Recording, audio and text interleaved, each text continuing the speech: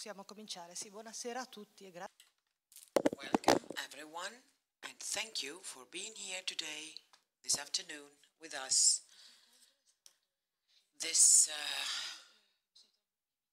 Professor Trabucchi asked me to apologize for the delay.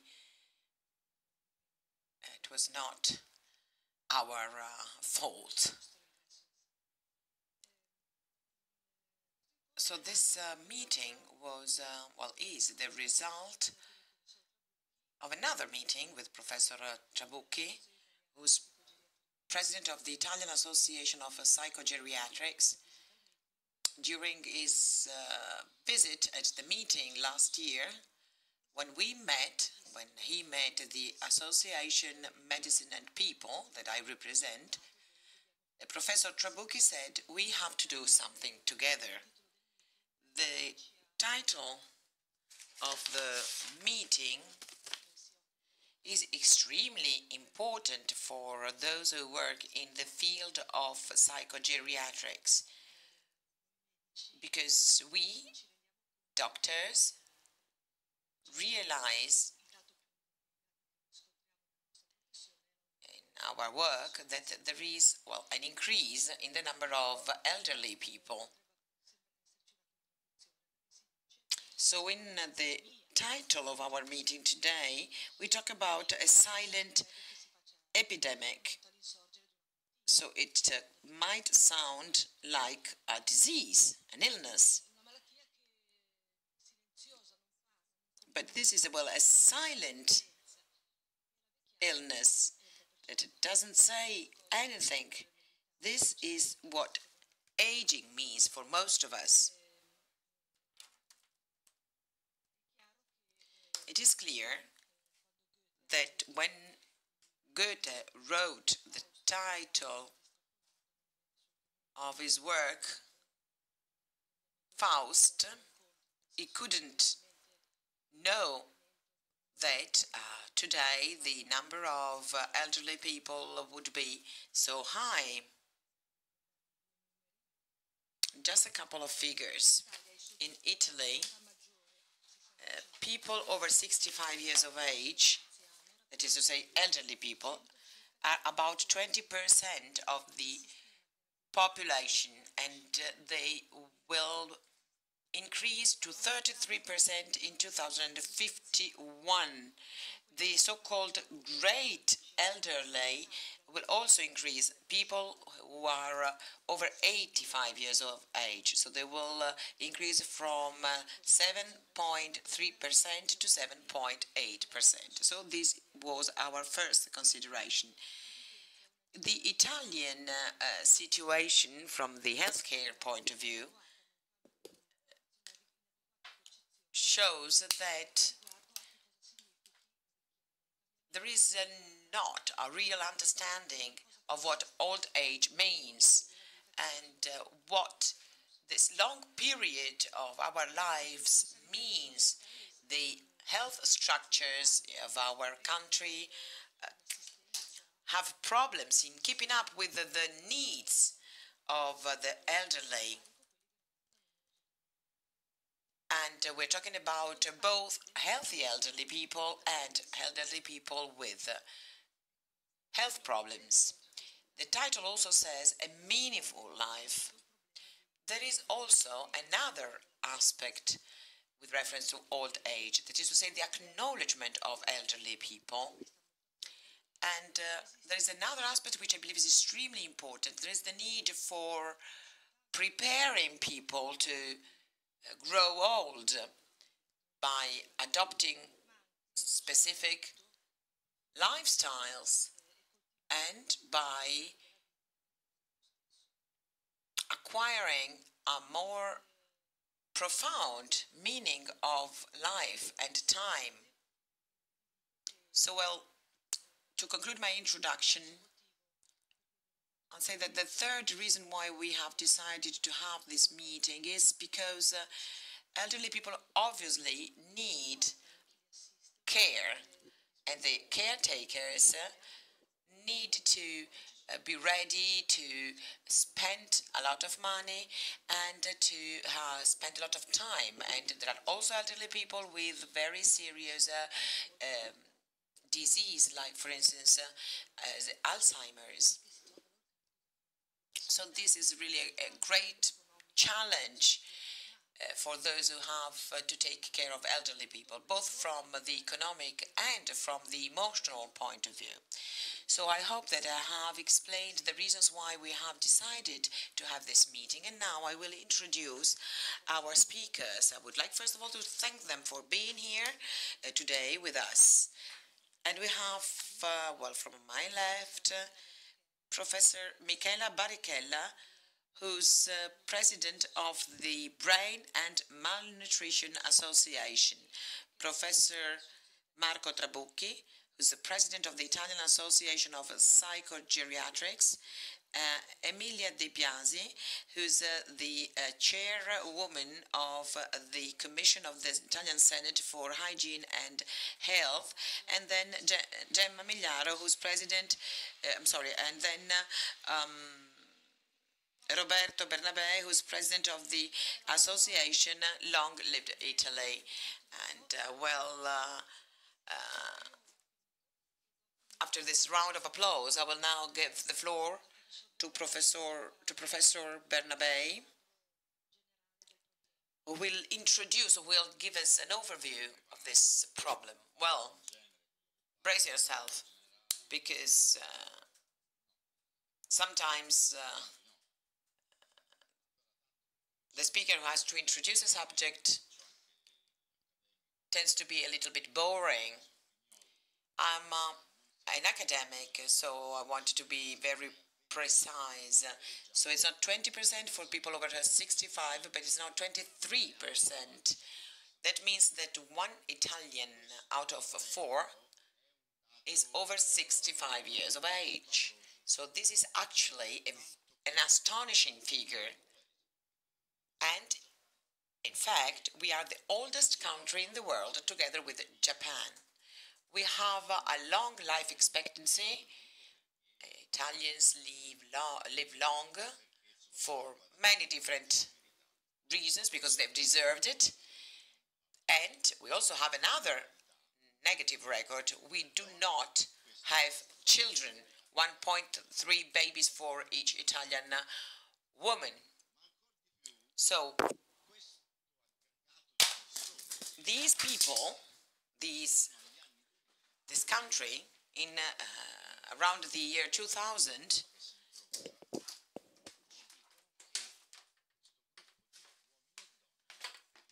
they said that for the first time in the history of mankind,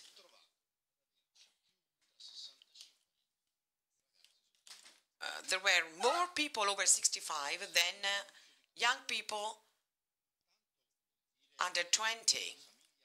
What does this mean? This means that the average family from Grosseto upwards, so in the northern part of Italy, the household, it consists of a child, the parents, 4 grandparents, and 8 great-grandparents. 8 women out of 10 live to over 80 years of age. 7 cities that have the highest number of people over 80 years of age in the world are Italian. So that means that there is no force.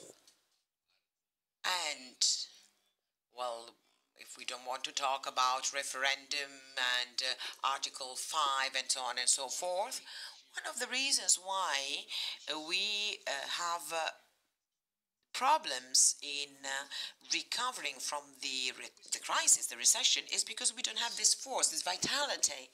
And this is something that is interesting for everyone, not only for politicians and experts, for all of us, because this is a problem that we will have to face every day. We need to do something, because this is a situation where we could only be spectators, because we're not strong enough to really participate.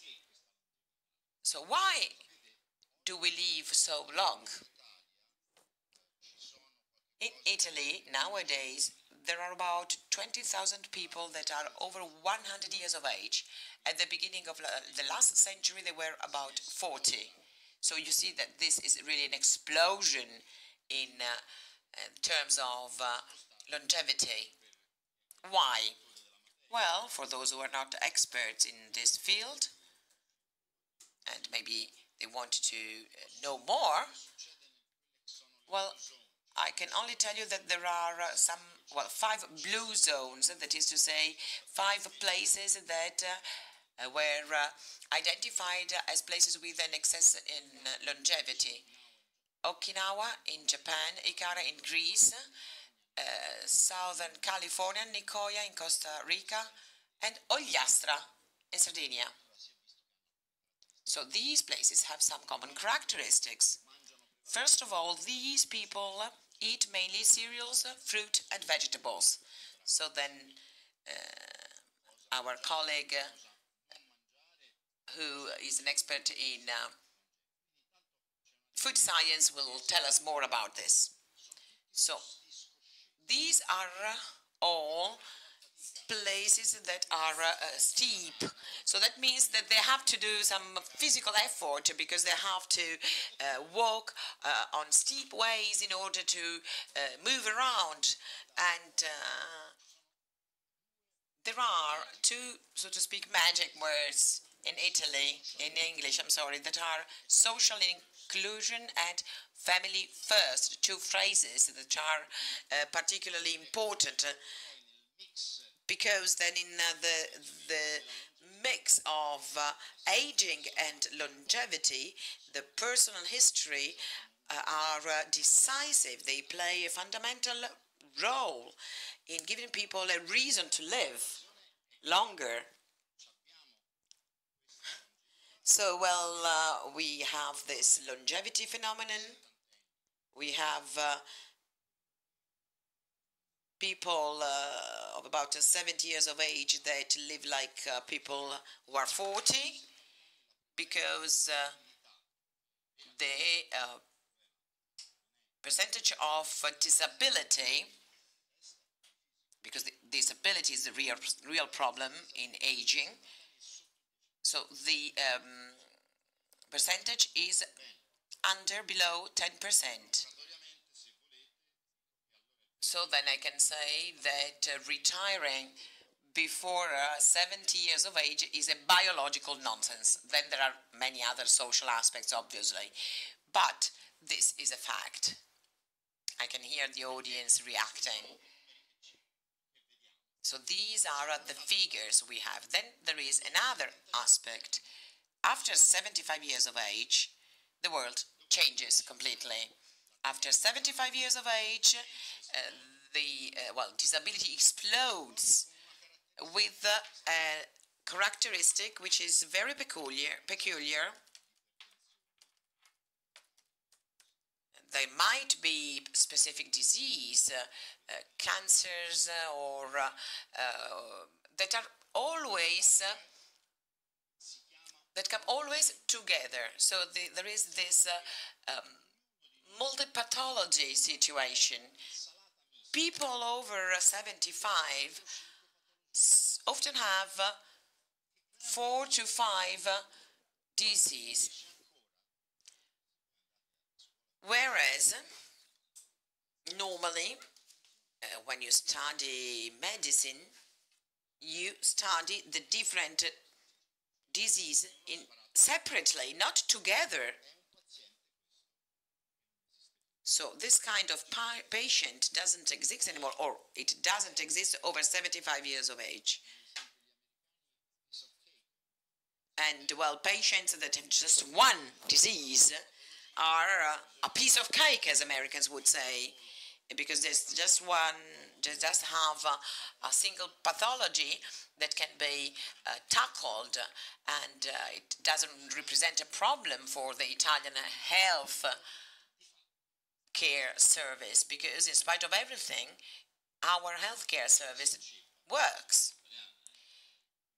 the problems start here in Italy as elsewhere in the world.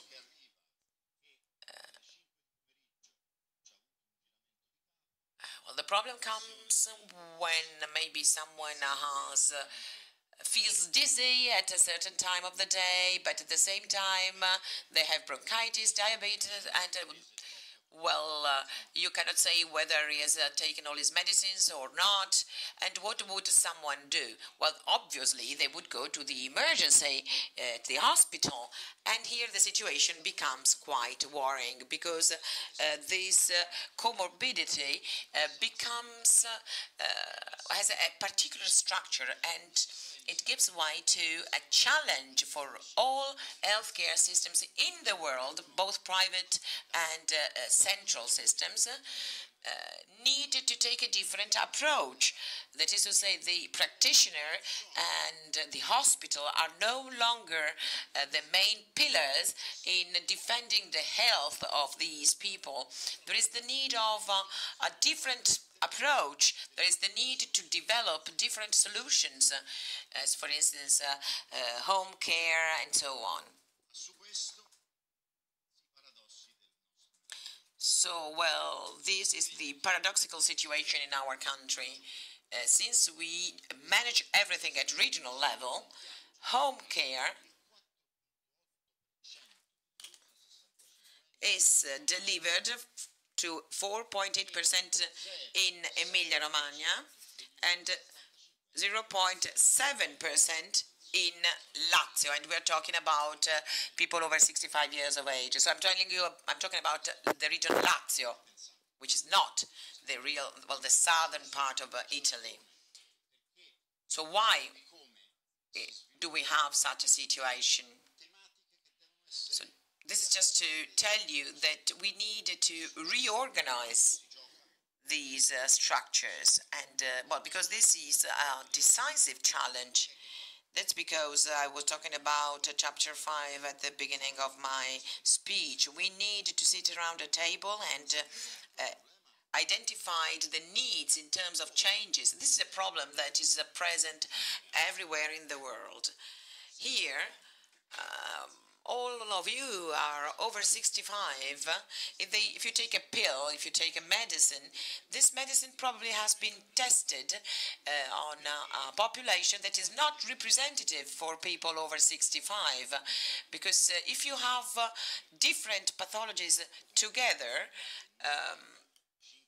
makes this medicine not suitable for you.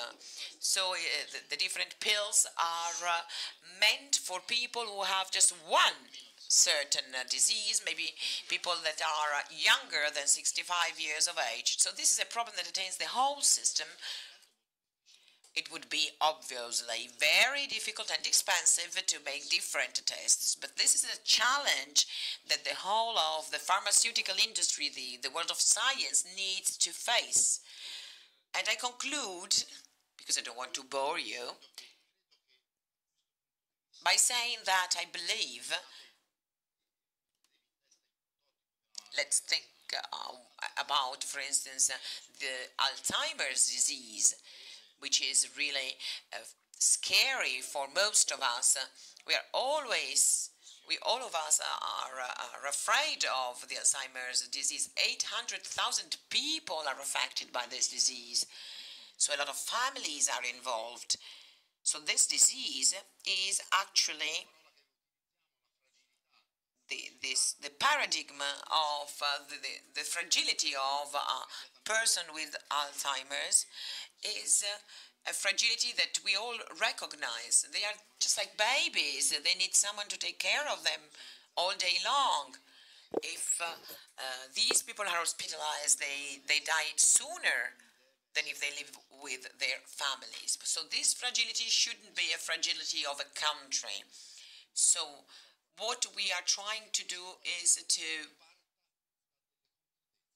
make Italy start again from concrete facts, starting with people affected by Alzheimer's disease, to reorganize our national healthcare service.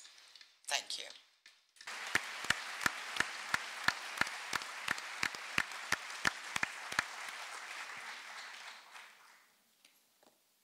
ringrazio il professore. Thank you very much, Professor Bernabei, also for the wealth of information and for the lively presentation that you gave. Since he addressed Dr. Barichella, and she deals especially with patients suffering from Parkinson's disease, I will now leave the floor to her so that she can talk about topics related to nutrition in the elderly people. Thank you very much. Good afternoon to you all. In these 10 minutes at my disposal, I will try and give you some indications on how our dietary habits can have an important role in prevention. Today, we know, as Professor Trabucchi said, we know that we in Italy live longer than in many other countries, so the aim of medicine is not so much that of increasing the years we live, but that of reducing the disabilities, namely to reduce the years, about 10 years, in which a person, an elderly person, lives with multiple diseases, multiple conditions. And in this case, the role of nutrition is fundamental, because it is true that we inherit the genes from our parents, and we cannot intervene in any way or change genetic factors, but there are many factors, natural, environmental factors that can be modified. So we need to think that environmental factors, those which determine our health since our birth, are important. And these factors are, most of all, nutrition, so what we eat and what we breathe, the air we breathe. Many scientific studies are giving us precise indications, namely eating in a certain way improves the life conditions. The Alzheimer's disease is the most prevalent disease in the world, and it was scientifically demonstrated that if you follow the typical Mediterranean diet, which is represented by the so-called foodstuff pyramid, so the food of our culture, olive oil, fruits, vegetables, and fish. So following this diet means preventing neurodegenerative diseases. As I said earlier, I deal with the Parkinson's disease, which is the second most widespread neurodegenerative disease after the Alzheimer's disease. Recent Italian studies showed that eating following the Mediterranean diet reduces the likelihood of developing these diseases. But what do we know today? As for the Mediterranean diet, well, it should be easy to follow this diet, but actually, even in Italy, several studies, surveillance studies to be more precise, and in particular an Italian study, which is called Passi d'Argento, silver steps, focusing on nutritional habits of the entire population, and especially the population over 65 years of age. Well, this study shows that the habits we should all know and abide by are not so easy to be complied with. Everybody knows we should eat 5 portions a day of fruits and vegetables. But this study shows that only a small ratio of people manage to follow this indication, only 20% of people, and only a very little amount of population eats 3 portions of fruits and vegetables a day. Unfortunately, nutrition is not something you can follow one day or 1 month. Good nutritional habits need to be complied with in a very long period of time, so as to obtain good results. So we need to be followed by specialists, and this is the first step to take. I work in a public hospital in Milan, and I deal every day. I need to talk with the caregivers, with the family members, and I find before me people who are malnourished. They are in they have an inadequate nutritional state. So in my case, in my work, in my everyday job, I need to fight malnutrition. Malnutrition means having a non-adequate health condition. If we do not have the necessary calorie intake and macronutrients in elderly people, we need to have a greater intake of proteins, and the amounts need to be adequate. Fighting malnutrition is something possible. The Anglo-Saxons define malnutrition as being caused mainly by 9 situations. They use 9 words in English, which can be identified with 9 Ds. We have depression.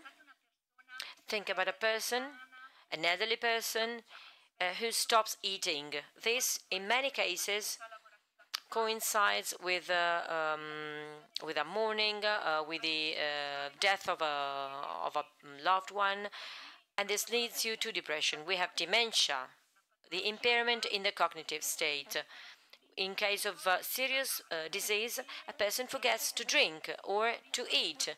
They simply stop eating and drinking. So if there is not a caregiver telling you how many times you need to eat per day, or when you have to drink, patients run the risk of having a malnutrition state. The elderly people also may have dysphagia. Dysphagia is a term defining difficulty of food to move from the mouth to the stomach. Dysphagia may hit people with neurodegenerative diseases. It is a secondary symptom in Parkinson's disease, which affects 80% of the population. Physiologically, all elderly people tend to have a decrease in gastrointestinal motility. The progression and the movement of food is slowed down, and so they have difficulties in drinking liquids. If you see elderly people coughing, in many instances it is enough to use appropriate powders which make liquid fluids more dense. And we all know that a person should drink 1.52 liters of water a day. If you do not drink enough, you may have confusion. You may feel confused, and if you suffer from a neurodegenerative disease, the symptoms may worsen. So just a few indications are useful for patients to feel better. Among the Ds, we have another condition, that of teeth. So a nutritionist may, first of all, detect the problem. We physicians, specialists who work at hospitals are confronted with people in an advanced state of the disease because they didn't have no indications. The first indication is to check the weight of the elderly person by weighing this person at least once a week, and then you should evaluate what this elderly person is eating. First of all, you should turn to the expert, or to the physician of general medicine, and we know it's not easy to tackle the problem of calorie intake in an elderly person.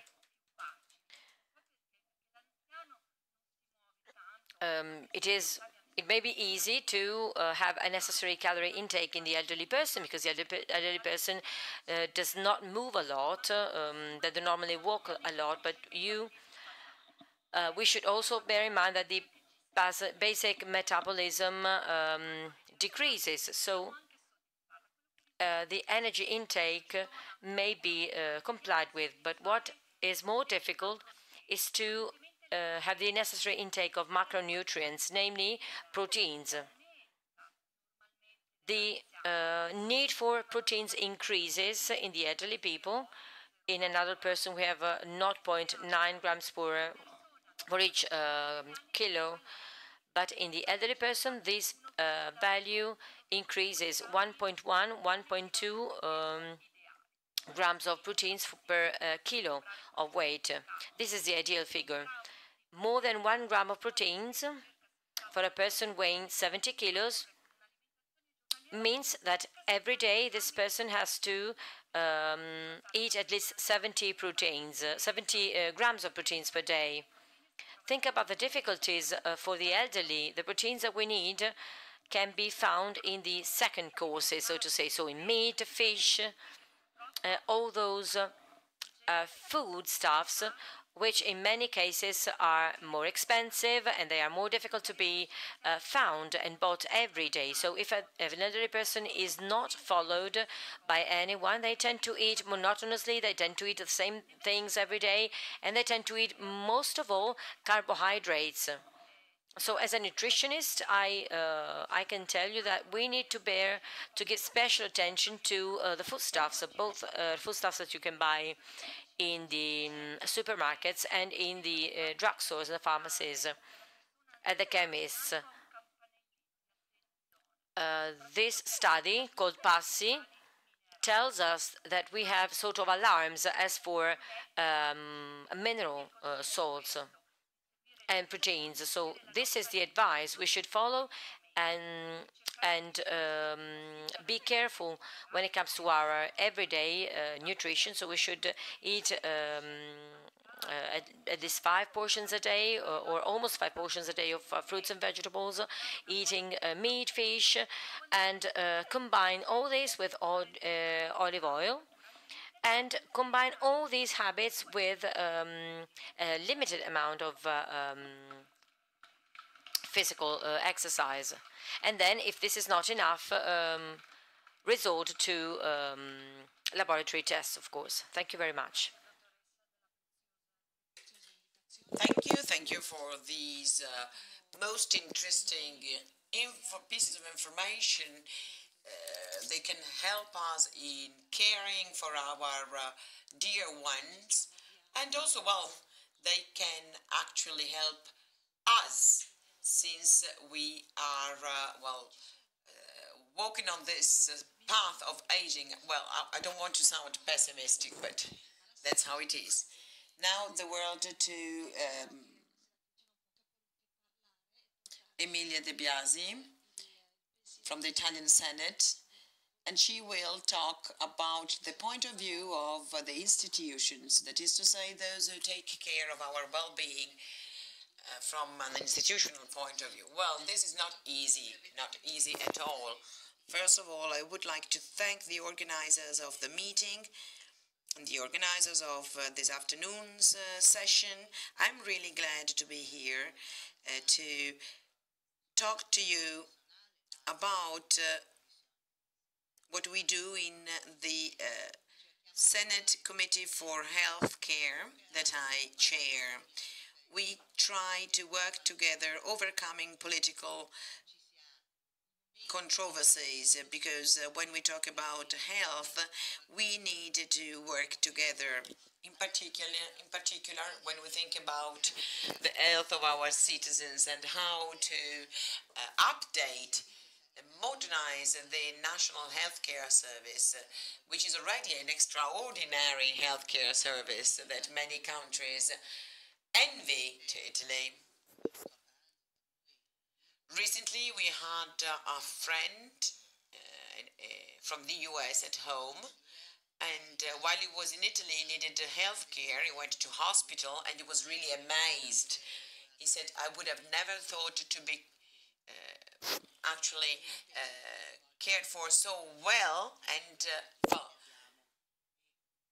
without spending a lot of money. So, well, we need to bear in mind that we are really lucky, and events like those of yesterday shouldn't make us lose our faith in a healthcare service that is composed of professionals that often work in difficult conditions, because, well, healthcare is not the same everywhere in Italy. There is a great difference among the Italian regions.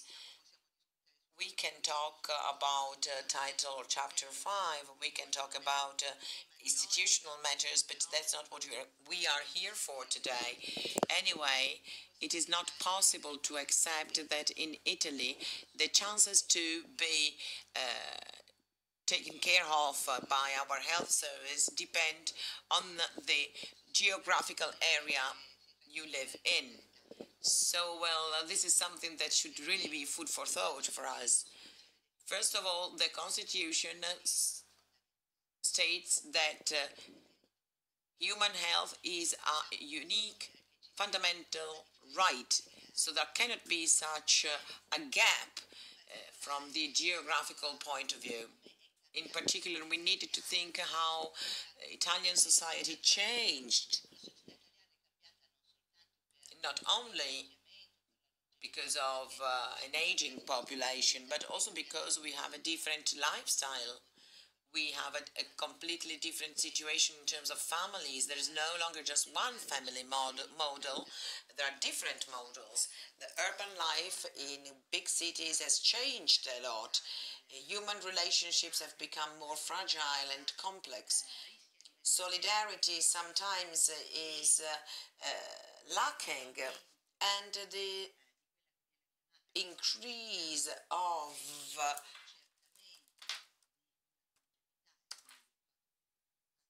diseases that are chronic, obviously, is the result of new lifestyles and also of some medical care activities that work in a sectorial way. Today, people, well, do not die, but they are not healed either. So, well, this is a sort of no man's land.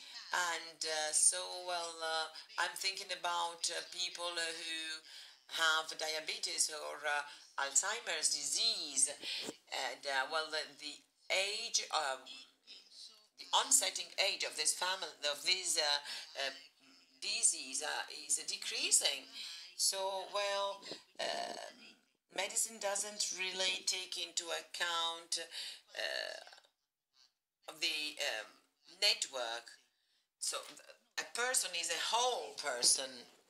So we should be cared for as a whole, not for just a part of our body or for a certain illness. So there are new levels of healthcare that are the services that our National Healthcare Service that has to give free from charge to its citizens. Well, in this plan that we have issued, we say that comorbidity, the presence of different forms of disease that turn a chronic patient into a very complex patient, need to be part of a single plan, so that patients do not need to go to 10, 20 specialists in order to do this. We have created the therapeutical and diagnosis plan, which is a single plan that looks at every person as a whole. So this idea, however, cannot overcome our administrative rigidity. We need to have a GP who's obviously a point of reference for people, but a real point of reference. We need to start prevention with the different lifestyles. I do agree with everything that has been said today. If we keep working only on emergencies, we cannot reach the results we are now pursuing. We should start, for instance, at school, a fight against the snacks that are really distributed to almost every single child in the country. there is a village in the United States where teenagers had a very high cholesterol level, and they found out that a certain snack was sold fried, deep fried, and it was something that, well, teenagers liked a lot. And, well, if this is what our children, young people eat, then it is quite clear that there are going to be problems in the future. So, personally, I believe that we should not be too fundamentalist, because a lifestyle stays with us well, for a very long time. So we need to understand that we do have limits, we do have boundaries, so we need to live this in a very free way. But we have to start very early in life. Physical exercise is extremely important. There are many people with different pathologies that need physical movement to improve, and but they need to start physical activities early, and physical activity needs to be practiced every day. And this actually is also a way to save money, because if these people are healthy, they will not need pharmaceuticals, for instance. And obviously, we all know that the psychological approach when we reach old age is extremely important, especially for women. Professor, it is true, women live longer than men, at least this is true for the current generation, even if the difference is becoming smaller and smaller. But anyway, ladies know that we have much more health problems from the menopause period to the end of our lives. So we have a lot of problems that we have to deal with every day. So we can, where we are prone to depression, we use more psychopharmaceuticals. We have vascular problems, which in the past, well, were not present, and we have a medical science that is still too generic, that is not actually based on the knowledge that there are two different bodies, that the body of a man is different from the body of a woman. It has different reactions to pharmaceuticals, and therefore we need to have a gender-related medical science so that people are aware of this difference, especially in older age. Well, 65 years away of age, from my point of view, is just actually a bureaucratic threshold, because I do not believe that a person at 65 could be considered an elderly person. And this is something we see in everyday life. But it is true at the same time that there is a social situation that states that from 75 years of age, people are elderly. So they are destined to lead a life that is outside the social scenario. Well, this is wrong, obviously. We need to change this, and this can be done, first of all, by humanizing care. The time that the patient spends with his or her doctor is extremely important, and there has to be more than pharmaceutical medicine, because when, let's say, not so young people meet a doctor, a practitioner that has like 3 minutes to just make a prescription and then that's all, well, this is not how it works. We citizens need to be listened to, and that's the kind of attitude that a doctor should have. This is something that can be done. there are the means to do this, but there needs to be another awareness as well. This networking should integrate the social aspect and the health aspect. So this is actually the problem of our healthcare service at the moment. The healthcare service is one thing, whereas the social sphere is something else. Whereas we know that, for instance, home care is not just a social element, nor a healthcare element. So we needed to have professionals that put together these skills and that are able to really help these people who are not self-sufficient but could become self-sufficient, not self-sufficient if they are not helped. There is a law which is called Law 38 on the cure against pain, but it is seen by everybody as something that is used when a person arrives at the end of their lives. So this kind of cure, this kind of therapy needs to be done in everyday life and at home. People cannot live in hospitals, so elderly persons need to have some reference points, their general practitioners, as well as the teams of specialist professionals, so they wouldn't need to go to hospital or to the emergency unit. And I think that would also help save a lot of money. And I think that the quality of the assistance, of the care we can give, would be higher. And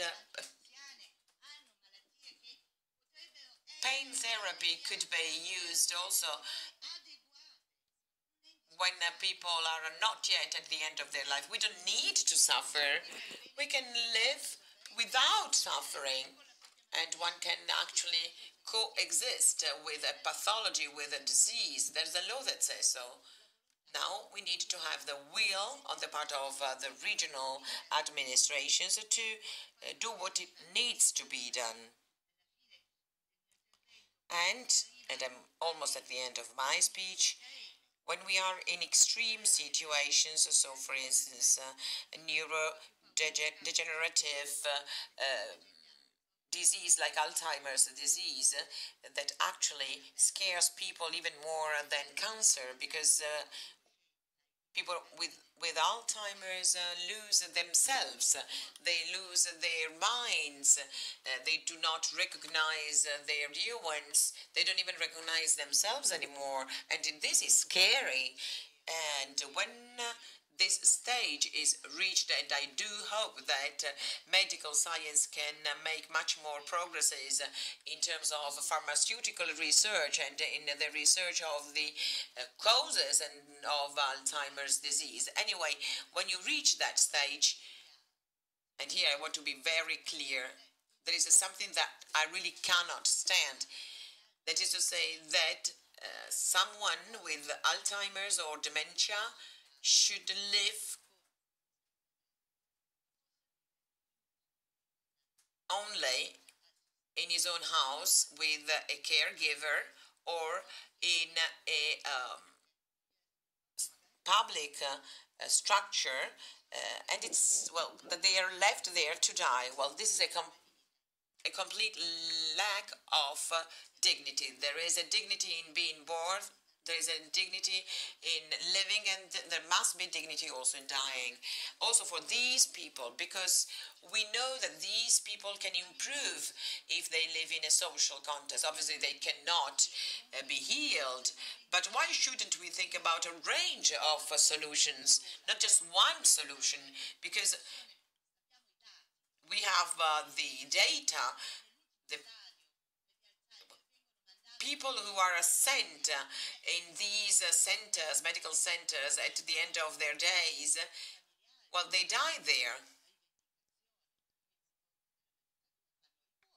And the families, the relatives can often denounce this from a legal point of view, because they say we have to pay for this care. So, well, it would be better to follow people with Alzheimer's in a social context. But this is true also for elderly people who are not persons with Alzheimer's. There are very good examples of co-housing, for instance. People with Alzheimer's, they are not bad people.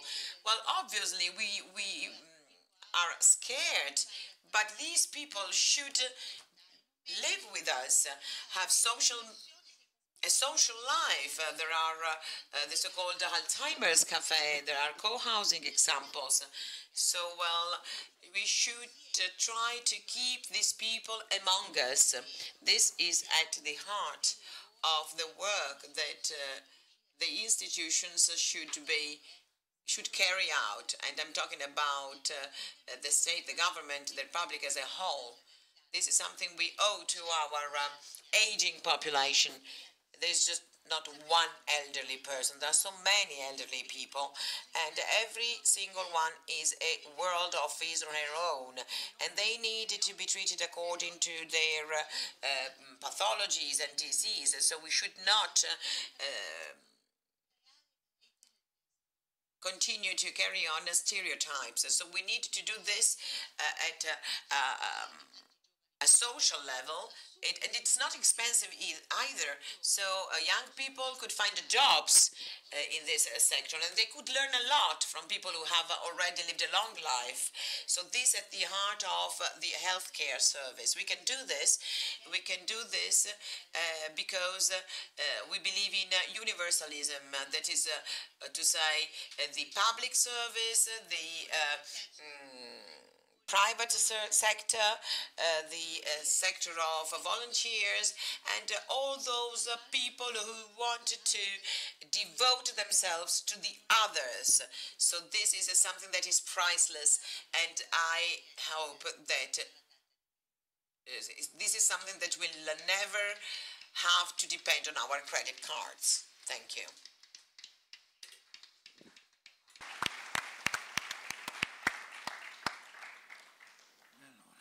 Dulcis in fondo. So we saved the best for last. Now leave the floor to Professor Trabucchi. Thank you very much, Gemma, for organizing this meeting. It is an honor for me to talk during the meeting of communal liberation. It's a sort of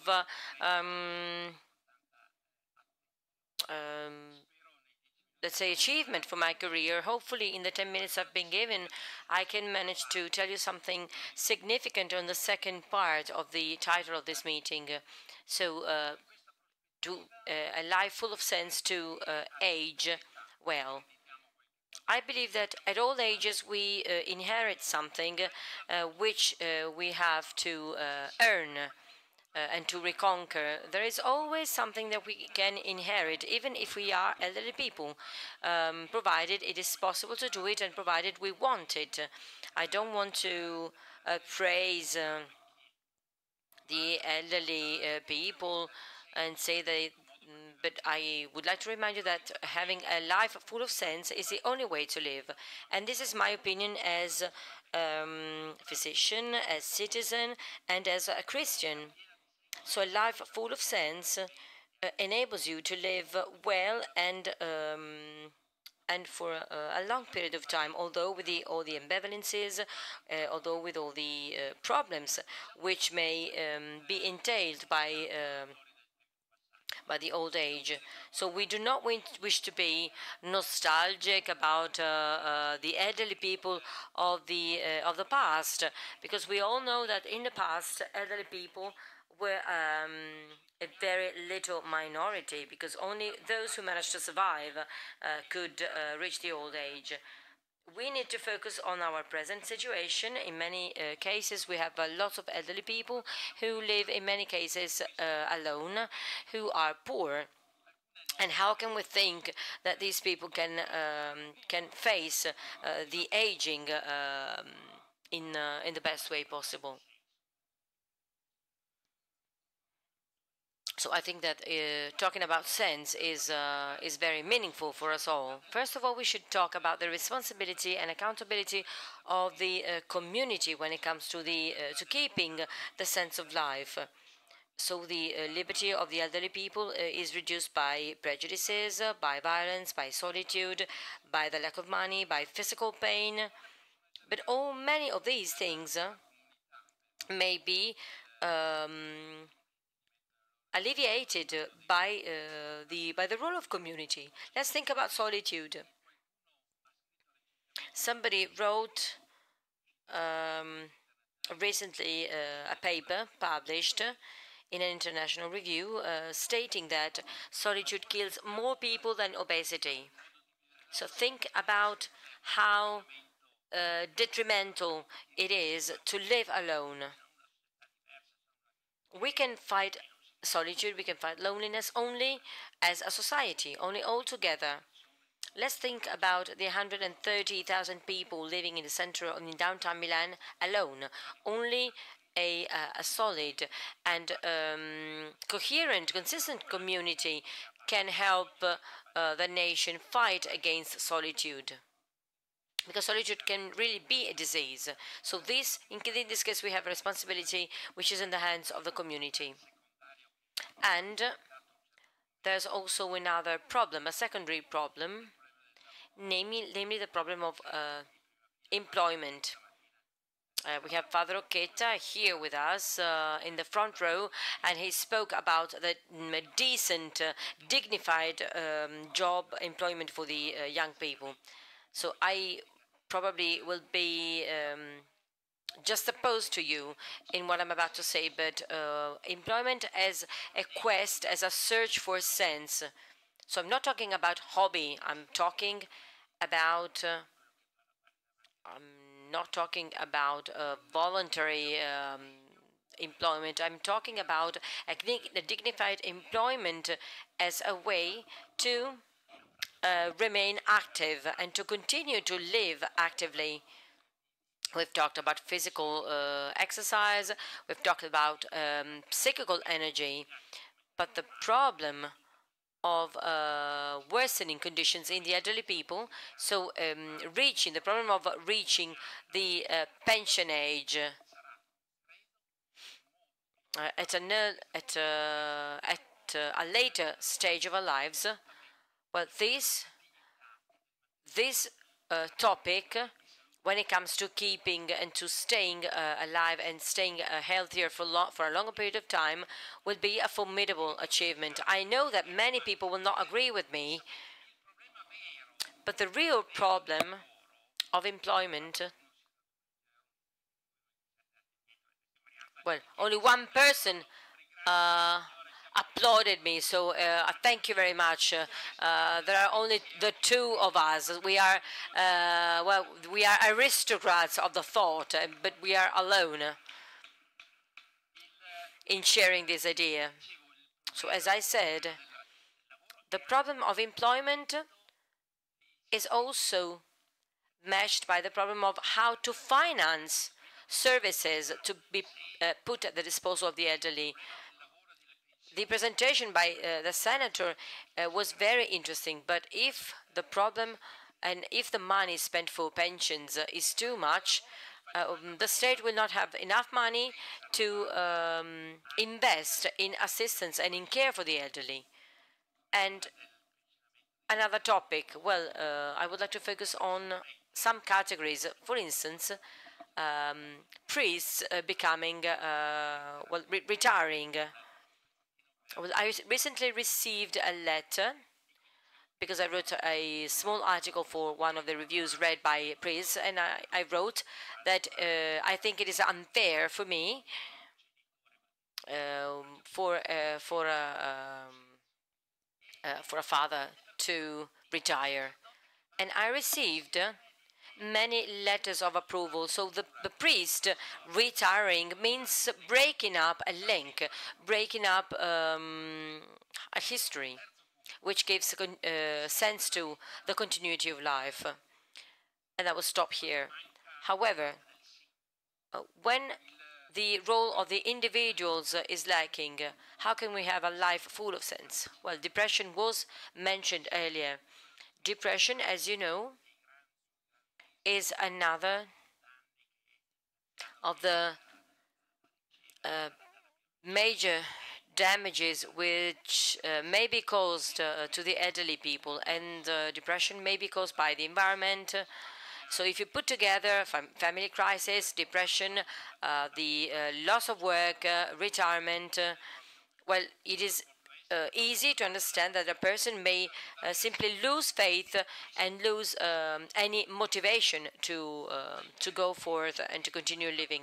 This is a way to live the old age in the worst way possible. Let's also focus on spiritual issues.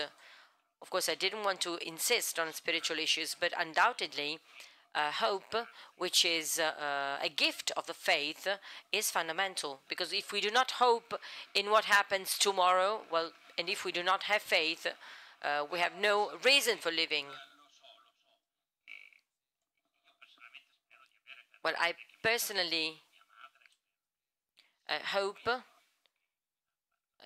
to be one of those who will continue to look to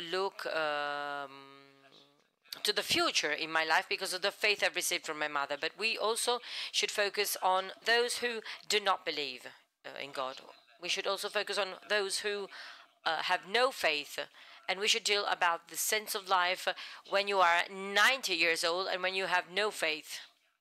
But this is not just a topic or an issue with which psychiatrists or priests should deal with. It is a topic. It is a problem which calls and which is important for the entire community. The other day, there was an article about two elderly people, one aged 94 and the other one aged 98, who got married and they met in a gym. Well, the New York Times devoted 5 columns, a long article to this. This is not the sense of life. The real sense of life is well, living together, with, facing all the obstacles and getting committed for the other people. How can we do this? Well, this is one of the challenges of my profession. How can you convince a person aged 85 years old, living alone, that this person can do something for the other people in order to fill his life with sense? It is not easy, of course.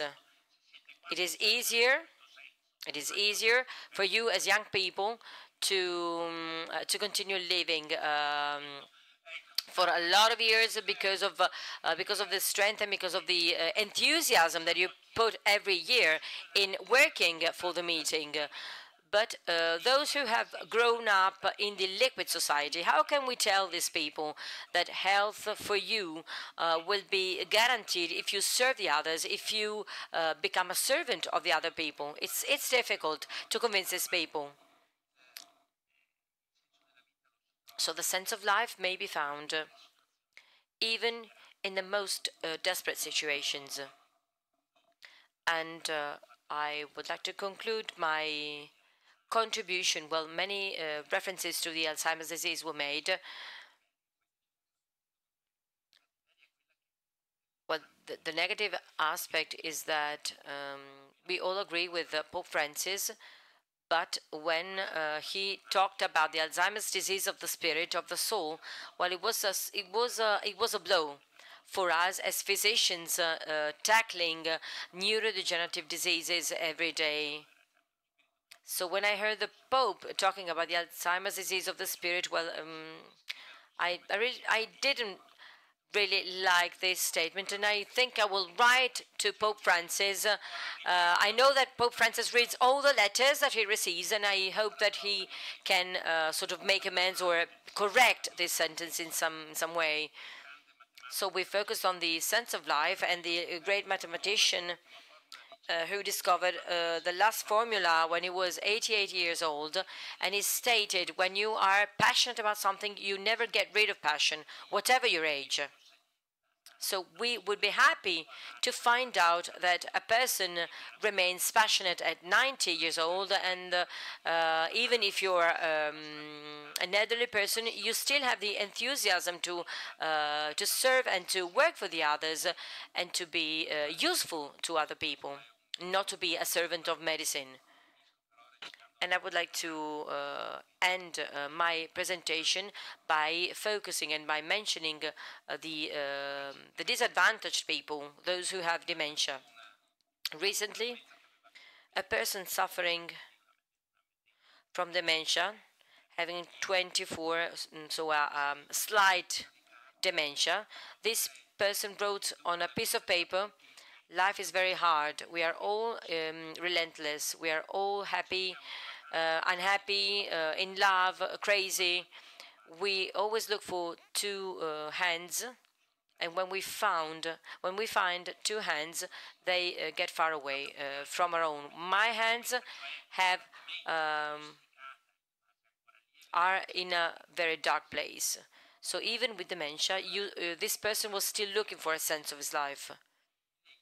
And so to conclude with along this line, I would like to read a poem written by Davide Rondoni, one of the greatest poets of Italy. And this is my opinion. Davide Rondoni wrote a very beautiful article on Don Giussani, on Father Giussani.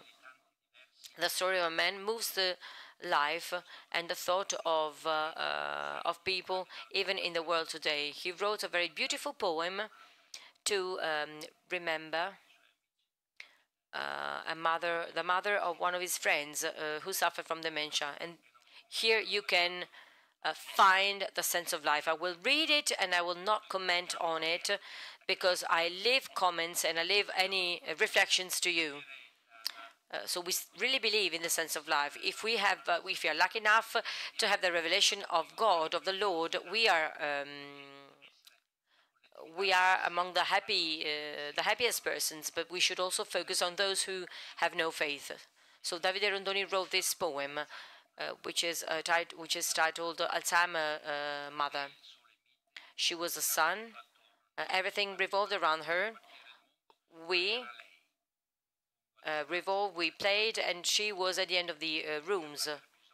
And now, seeing her needing everything, falling in the light of the mind, knowing that she doesn't recognize you, but she is the mother, the angel, with the eyes that cannot be understood, and she announces that no time will be there.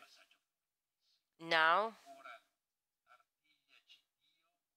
God, please grasp us and keep us in your Alzheimer of love. Let us all lose the memory of the evil. Thank you very much.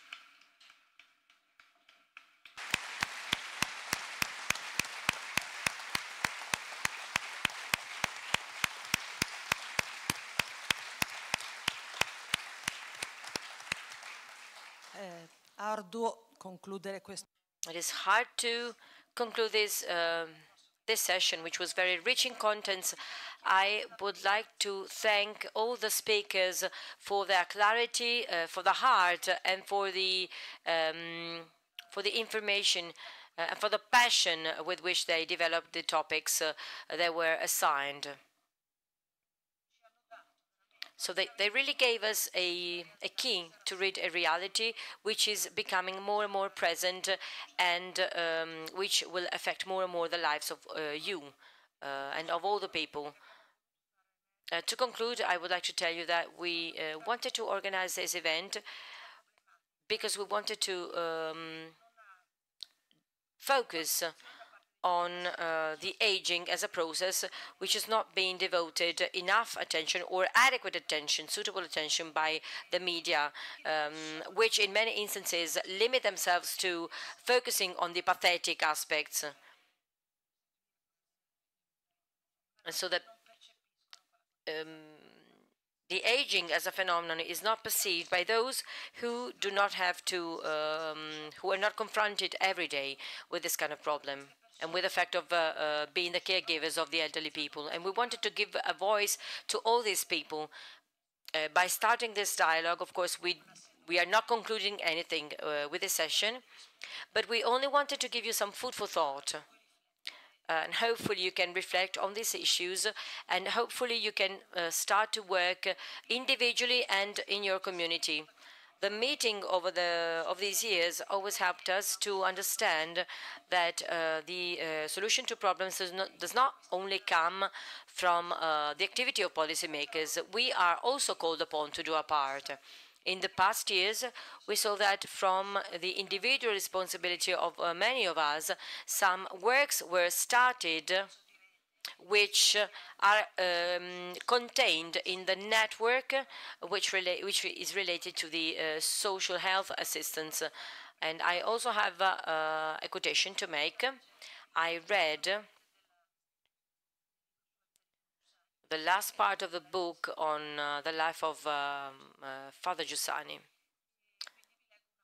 And so I will read a sentence which impressed me. He said, "Becoming old, our machine shows all the tiredness and all its limits, but each limit can be won and can be overcome by a motivated hope, a suitably motivated hope."